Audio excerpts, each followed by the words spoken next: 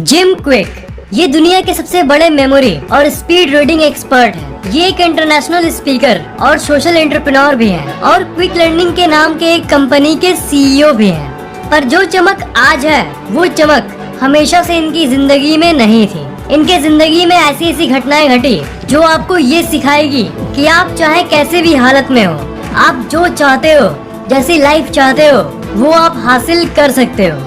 आज जो कहानी आप सुनने जा रहे हो वो आपको इतनी हिम्मत देगी कि ये आपकी जिंदगी बदल देगी। आपकी जिंदगी की हालत कैसी भी हो, आप क्या क्या कर सकते हो, कितनी ऊंचाइयां छू सकते हो, ये आप जान पाओगे। आप अपनी जिंदगी की घटनाओं से इसे जरूर जोड़ पाओगे। कुछ भी हो, पर एक बार पूरी वीडियो जरूर देख लो। जिम क्विक जब एक नॉर्मल स्कूल का लड़का था तब सब इन्हें the boy with broken brain के नाम से बुलाते थे। मतलब एक बेवकूफ और एक ऐसा लड़का जो कोई काम का नहीं। एक बार बचपन में ये क्लास के बेंच से गिर गए थे, जिसके चलते उनके ब्रेन में एक गहरी चोट लग गई थी, जिसके कारण इनका दिमाग ठीक से काम करना बंद कर दिया। इस हादसे के बाद वो कभी पहले जैसे नहीं रहे। सब कुछ बुरी तरह से बदल गया और लर्निंग के मामले में, मतलब पढ़ाई को समझने के मामले में इनकी हालत और खराब हो गई और ये कोई भी चीज को समझ ही नहीं पाते थे। और इससे इन्हें सबसे ज्यादा दिक्कत आपको पता है कहाँ होती थी? स्कूल में। क्योंकि स्कूल में जो पढ़ाया जाता था वो उसे नहीं समझ पाते थे। ये एक इंट्रोवर्ट बन गए थे और बहुत ज्यादा शाई, यानी हद से ज्यादा शर्मीले बन गए थे और किसी से बात नहीं करते थे। और इसके चलते इन्हें सब the boy with broken brain बुलाते थे। सबसे बड़ी बात ये थी कि ये पढ़ भी नहीं पाते थे, मतलब रीड नहीं कर पाते थे। कोई सेंटेंस पढ़ना होगा तो इन्हें सिर्फ रैंडम लेटर्स दिखते थे जिसका कोई मतलब नहीं होता था। स्कूल में ऐसे मोमेंट्स होते हैं ना, जिसमें टीचर स्टूडेंट्स को बेंच बाय बेंच पढ़ने कहते हैं, पर जैसे ही एक बच्चा पढ़कर बैठता और इनके पढ़ने की बारी नजदीक आते रहती, इनका हार्ट बीट तेज हो जाता था और डर के मारे जब आखिर में किताब इनके हाथों में आती थी तो ये पढ़ ही नहीं पाते थे और रोने लगते थे।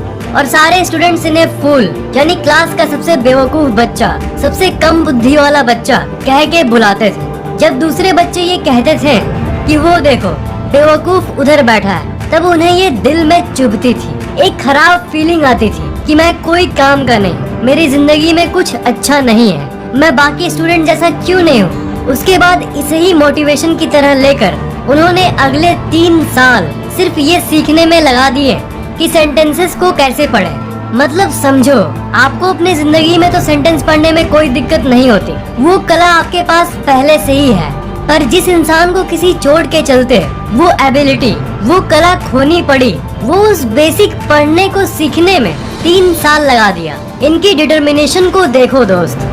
ये रात को कॉमिक बुक पढ़ना स्टार्ट कर दिए। इनका फेवरेट कॉमिक बुक एक्स-मैन था, इसलिए नहीं क्योंकि वो ताकतवर हीरोज थे, पर इसलिए क्योंकि एक्स-मैन सामान्य लोगों से अलग म्यूटेंट्स थे और उन्हें इसी तरह चिढ़ाया जाता था जैसे इन्हें बाकी स्टूडेंट्स चिढ़ाते थे। इन्हें ये कहा जाता था कि तुम्हारी कोई वैल्यू नहीं है। तो इनकी फेवरेट कॉमिक थी एक्स-मैन, जिससे ये अपनी जिंदगी को जोड़ते थे। इसी के सहारे इन एक्स-मैन कॉमिक्स को पढ़ के इन्होंने रीडिंग यानी पढ़ना सीखा।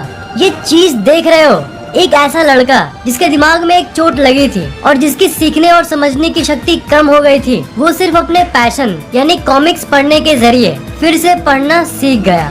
ये इस बात को दर्शाता है कि पैशन और लगन के जरिए आप नामुमकिन को भी मुमकिन कर सकते हो। एक बार स्कूल में एक पेरेंट टीचर मीटिंग हो रहा था और ये अनाउंस हुआ कि हर स्टूडेंट की परफॉर्मेंस रिपोर्ट बनेगी और अगले हफ्ते सबको एक टेस्ट देना होगा। बच्चों की रीडिंग और राइटिंग स्किल्स कैसी है ये टेस्ट करने के लिए। उसके बाद सब स्टूडेंट्स को एक रिपोर्ट कार्ड मिलेगा। मतलब हर स्टूडेंट को अपना सामर्थ्य क्लास के आगे खड़े होकर सबके सामने दर्शाना होगा। अब ये भी जिम ने पढ़ना सीखा ही था और डिसेबिलिटी यानी उस चोट के कारण उनका इस रिपोर्ट कार्ड को लेना कोई जरूरी नहीं था, पर फिर भी वो रीडिंग रिपोर्ट में यानी पढ़ने के टेस्ट में भाग लेने का सोचे। डिसेबिलिटी होने के बावजूद भी वो उसमें भाग एक्चुअल में लिए। उनके पेरेंट्स ने उनसे कहा कि बेटा मत लो उसमें हिस्सा, पर उन्होंने सिर्फ एक ही लाइन कहा कि मम्मी और पापा, I am gonna make you proud. मतलब मैं ये आपके लिए कर रहा हूँ, आपका सर ऊंचा करने के लिए कर रहा हूँ और मैं इस रिपोर्ट कार्ड में पास होकर दिखाऊंगा, उन्हें प्रूव करके रहूंगा कि मेरे अंदर भी टैलेंट है। तो उस टेस्ट में इनको जो टॉपिक मिला वो था लियोनार्डो दा विंसी। उसके बाद ये पागलों की तरह उस टॉपिक यानी लियोनार्डो दा विंसी पर रिसर्च करने लगे। खाते पीते उठते बैठते ये उनके बारे में ही पढ़ते और रीडिंग प्रैक्टिस भी करते थे। रात रात भर रीडिंग करते रहते थे और इनको पूरा भरोसा था कि रीडिंग चैलेंज को ये पास जरूर करेंगे। ये उनके लिए वो मोमेंट था जब सारे दर्शक बैठे होंगे, टीचर्स बैठे होंगे और आप सेंटर में होंगे सबके, और आपको अपना बेस्ट देना है और लोगों के नजर में यही ये तय करेगा कि आप वर्थ इट हो या नहीं, आपके अंदर टैलेंट है कि नहीं। और उन टीचर्स जो इन्हें आज तक नहीं समझ पाए और वो स्टूडेंट्स जो इनका मजाक उड़ाते थे, यही वो पल था जो उन टीचर्स और बाकी स्टूडेंट्स को साबित करके दिखा सकता था कि मैं भी कुछ कम नहीं हूँ। इनके लिए ये मोमेंट सिर्फ रिपोर्ट में पास ले आना ही नहीं था, बल्कि उससे कहीं ज्यादा था। ये एक ऐसी चीज थी जो इनकी कॉन्फिडेंस बढ़ा सकती थी। आखिर वो दिन आया।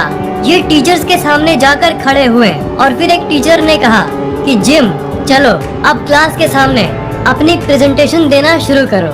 ये लाइन बोलने के बाद ही उनकी दुनिया मानो चूर चूर हो गई, क्योंकि जैसे ही वो बोलना शुरू किए इन्हें पुरानी घटनाएं याद आने लगी कि कैसे स्टूडेंट्स इनका मजाक उड़ाते थे और इनकी कॉन्फिडेंस भी कम हो गई और इनकी हार्ट बीट तेज होने लगी और वो बहुत शाय यानी शर्मीले भी थे, जिसके चलते ये सबके सामने एक शब्द भी नहीं बोल पाए, क्योंकि उन्होंने आज तक ऐसा कभी नहीं किया था।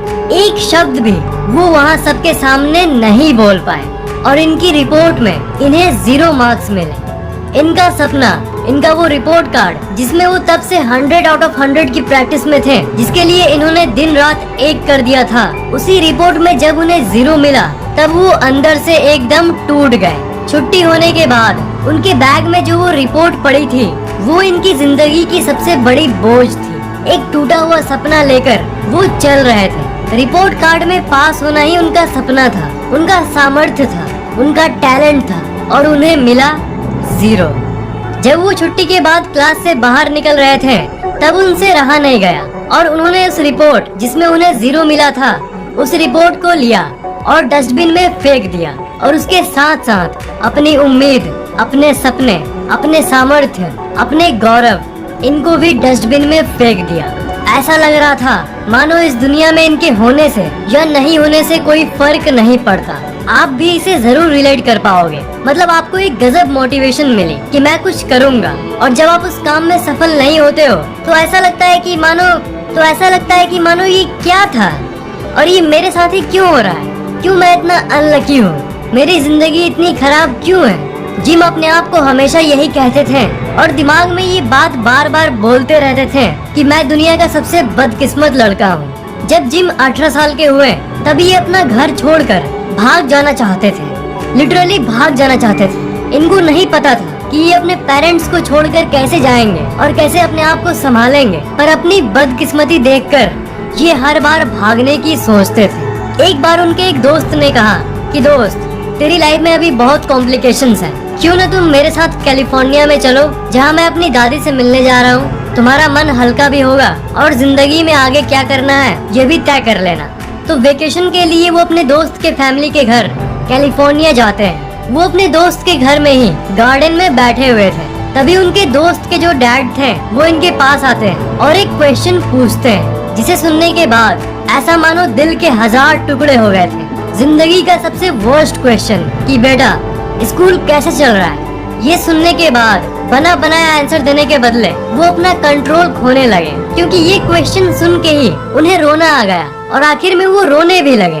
उसके बाद उन्होंने अपनी कहानी उनको बताया कि कैसे बचपन से ही उन्हें पढ़ाई में कुछ समझ नहीं आता था और उन्हें चीजों को समझने में दिक्कत होती थी। उन्होंने सारी बातें बताई, न कोई पहचान है और न कोई जिंदगी की मकसद। ये सुनने के बाद उनके दोस्त के डैड ने इनसे कहा कि जिम, तुम ये बताओ कि तुम अभी तक स्कूल में क्या कर रहे हो, तुम क्या बनना चाहते हो, क्या करना चाहते हो, क्या पाना चाहते हो। पर इन सब सवालों को सुनने के बाद उनके मुंह से एक शब्द नहीं निकल रहा था, क्योंकि इन सवालों के बारे में उन्होंने कभी सोचा ही नहीं था। वो सिर्फ अपनी जिंदगी के उस दलदल में फंसे हुए थे। उनकी चुप्पी देखकर वो अंकल अपने पॉकेट से एक कागज निकालते हैं और उनसे कहते हैं कि तुम्हारा जो भी आंसर हो सब इसमें लिख दो, और उनसे कहते हैं कि तुम और तुम्हारी सक्सेस के बीच में सिर्फ इतनी ही दूरी है। ये देखकर वो चौंक जाते हैं और कहते हैं कि सक्सेस सक्सेस और मैं ये 7 जन्मों में भी नहीं हो सकता। फिर वो उस दूरी को उनके दिमाग के बीच लाते हैं और कहते हैं कि यही सक्सेस का राज है, तुम्हारा दिमाग ही वो ब्रिज है जिस पर चलकर तुम सफलता प्राप्त करोगे। अपने ब्रेन को ट्रेन करो, उसे मजबूत बनाओ, तुम ये जरूर कर पाओगे। जब वो घर रिटर्न करते हैं तब वो अपने सामने 2 किताबों के सेट्स को देखते हैं, एक वो जो स्कूल की किताबें थी और एक वो जो वो सच में पढ़ना चाहते थे। उन्होंने दूसरे को चुना और कहा कि इस बार हो जाए, मैं रीडिंग का एक्सपर्ट बन के दिखाऊंगा और अपने पेरेंट्स को गर्व से ऊंचा करके दिखाऊंगा। उसके बाद उन्होंने महीनों की रीडिंग की और अपने ब्रेन को ट्रेन किया। कुछ महीनों बाद वो बहुत अच्छे स्पीड से रीडिंग करना चालू कर दिए। एक दिन लाइब्रेरी से वो किताब पढ़ के घर वापस आ रहे थे, तभी उनकी पैर अचानक सीढ़ी पर से ही फिसल गई और वो फिर से सर के बल गिर गए और दोबारा उनके ब्रेन के एक दूसरे पार्ट में एक और चोट लग गई, एक और इंजरी हो गई। जब वो हॉस्पिटल बेड में उठे तब उनकी हालत और भी वर्स्ट हो गई। उनके चीजों को समझने की दिक्कत और भी बढ़ गई। दोबारा फिर से ब्रेन इंजरी। ये इनकी जिंदगी का सबसे वर्स्ट मोमेंट था। मतलब जब भी ये कुछ करने जाते थे तब कुछ न कुछ खराब हो जाता था और आप अपनी जिंदगी से इसे रिलेट भी कर सकते हो। हॉस्पिटल बेड पर ही उन्होंने सोचा कि यार क्या वैल्यू है मेरे इस दुनिया में और ये क्या हो रहा है बार बार मेरे साथ। इतना वर्स्ट लाइफ तो कोई मेरे दुश्मन को भी ना दे। पर हॉस्पिटल बेड पर ही उन्होंने ये तय कर लिया कि बस अब बहुत हुआ, मेरी जिंदगी की इस प्रॉब्लम का कोई न कोई सॉल्यूशन जरूर होगा। हर प्रॉब्लम का कोई न कोई सॉल्यूशन होता है। इसलिए उन्होंने अपने आप से पूछा कि मेरी प्रॉब्लम क्या है। मेरी प्रॉब्लम ये है कि मैं पढ़ाई में कुछ समझ नहीं पाता हूँ, मैं रीड नहीं कर पाता हूँ और मेरी मेमोरी कमजोर है, मेरी ब्रेन बहुत स्लो है। तो उन्होंने सोचा कि शायद कोई ऐसा तरीका हो जिससे मैं ये सीख जाऊं कि चीजों को कैसे सीखते हैं। रीडिंग करने के बदले ये सीखूं कि रीडिंग करते कैसे हैं। अगर सीधी भाषा में कहूँ तो अगर आपको पढ़ने में मन नहीं लगता और अगर आप पागलों की तरह बिना मन के पढ़ने के बदले ये सीखो कि पढ़ाई में मन कैसे लगाएं, तो ये शायद काम कर जाए। मतलब क्या पढ़ना है वो बात की बात है, पहले ये सीखो कि पढ़ते कैसे हैं। उन्होंने ये रियलाइज किया कि दुनिया में बुक्स तो बहुत है, क्या पढ़ें इसके तो बहुत सारे रिसोर्स हैं, पर कैसे पढ़ें, कैसे इफिशिएंटली पढ़ें और याद रखें ये कोई नहीं सिखाता। आपकी जिंदगी से रिलेट करके बोलूं तो टीचर्स तो ये कहते हैं कि पढ़ो बेटा पढ़ो, पर कोई ये नहीं बताता कि कैसे पढ़ें, मतलब मन कैसे लगाएं। मतलब स्कूल आपको डेली नॉलेज का खाना तो दे देता है, पर आपको ये नहीं सिखाता कि खाना पकाए कैसे, क्योंकि अगर आप ये सीख जाओगे तो आपकी पेट जिंदगी भर के लिए भर जाएगी, पर ये कोई नहीं सिखाता। तो जिम क्विक ने ये ठान लिया कि वो पहले अपने दिमाग को समझेंगे कि कैसे इंसानी दिमाग काम करता है, कैसे याददाश्त काम करती है, और दिमाग से कुछ करने के पहले अपने दिमाग को समझेंगे और अपने दिमाग के एक्सपर्ट बनेंगे। तो ये जो मोमेंट थी ये उनके लिए लाइफ चेंजिंग मोमेंट थी। ये सालों तक दिमाग को समझने के बाद एक माइंड एक्सपर्ट बन गए। मतलब इन्होंने दिमाग को इतना समझा कि ये पूरी तरह से 100% रीडिंग सीख गए। सिर्फ रीडिंग ही नहीं, ये पॉजिटिव और खुश रहना भी सीख गए और दुनिया के सबसे बड़े लाइफ कोचेज में से एक बन गए। और जब ये सकारात्मक सोचना शुरू किए तब मानो इनकी जिंदगी पूरी तरह से पलट गई। उनके मन में ये ख्याल आया कि इतने सालों से तो मैं बेकार अंधेरे में था, जब मैं ये सीख सकता था कि कैसे पढ़ें और कैसे ये दिमाग काम करता है, तो फिर मैं नेगेटिव क्यों सोचता रह गया। अगर मैं पॉजिटिव थिंकिंग के चलते अपनी जिंदगी को पॉजिटिव तरह से मोड़ सकता हूँ, तो फिर मैं इतने सालों तक नेगेटिव क्यों सोचता रह गया। घर से बाहर जाना और ये सब क्या क्या सोचता था मैं। उसके बाद वो दिमाग की स्टडी करके एक माइंड और मेमोरी ट्रेनर बन गए और आज बड़े बड़े कंपनीज के मालिक भी हैं। रिचर्ड बार्सन और एलन मस्क जैसे लोगों को इन्होंने ट्रेन किया है। उन्हें इन्होंने ये सिखाया है कि अपने दिमाग का बेस्ट उपयोग कैसे करें, दिमाग को तेज कैसे करें, चीजों को जल्दी कैसे सीखें, चीजों को जल्दी कैसे अंडरस्टैंड करें। तो देख पा रहे हो कि जिंदगी कैसे पलटती है। एक लड़का जो स्टूडेंट लाइफ में पढ़ाई को नहीं समझने के चलते अपने घर से भागने का सोच रहा था, आज वो खुद लोगों को सिखा रहा है कि चीजों को जल्दी कैसे सीखें। ये है आपके दिमाग की शक्ति। आप असल में कुछ भी करने के केपेबल हो। Nothing is impossible.